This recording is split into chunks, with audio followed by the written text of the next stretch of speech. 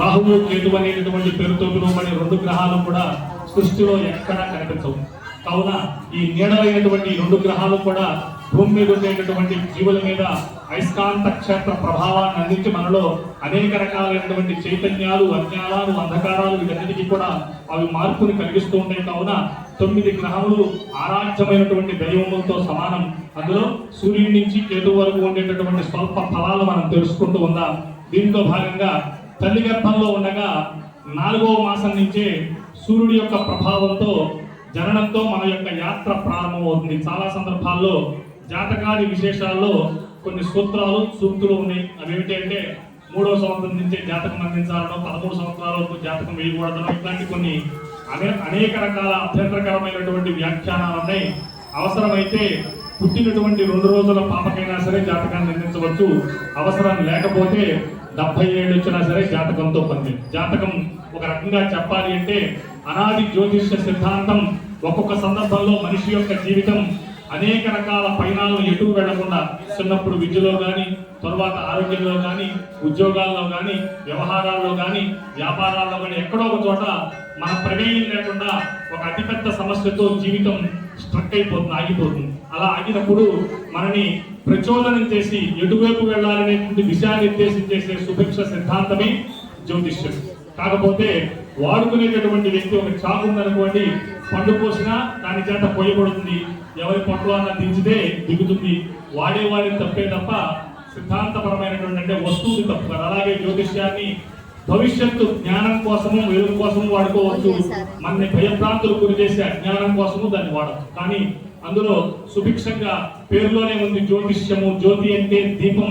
అజ్ఞాన అంధకారంలో ఉన్నటువంటి మనకి జ్ఞానాన్ని అందించి వెలుగునిచ్చి భవిష్యత్తును చూపించాలే తప్ప భయప్రాంతులకు గురి చేసేటటువంటి విషయంలో జాతకం ఎప్పుడూ కూడా ఏ రకమైనటువంటి ప్రయోజనాన్ని అందించదు. ఇందులో భాగంగా సూర్యుడు మనకి ఇచ్చేటటువంటి ఫలం తల్లి గర్భంలో ఉండగా 4వ మాసం నుంచే సూర్యుడి యొక్క ప్రభావవంతమైనటువంటి యాత్ర ప్రారంభమవుతుంది.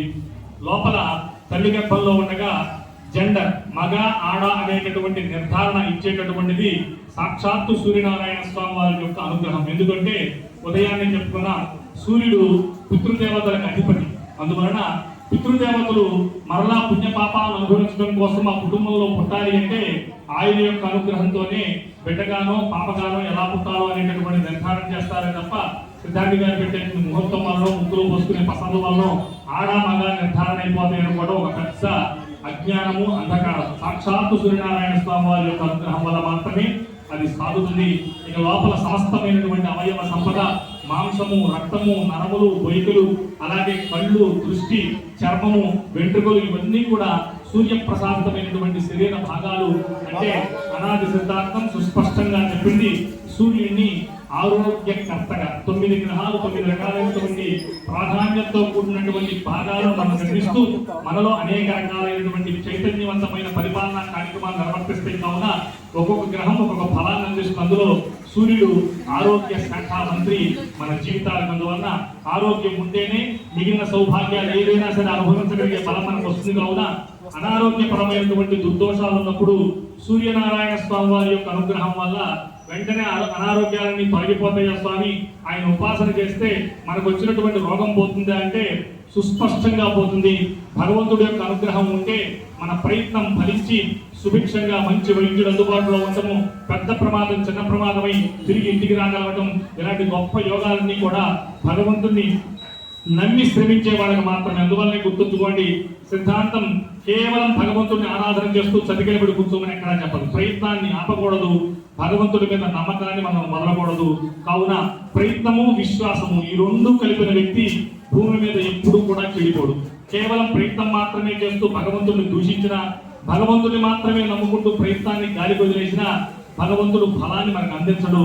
అలాంటి ఉత్తమోత్తమైనటువంటి స్థితిలో జాతకగతంగా సూర్యుడు బాగుంటే ఆరోగ్యం బాగుంటుంది.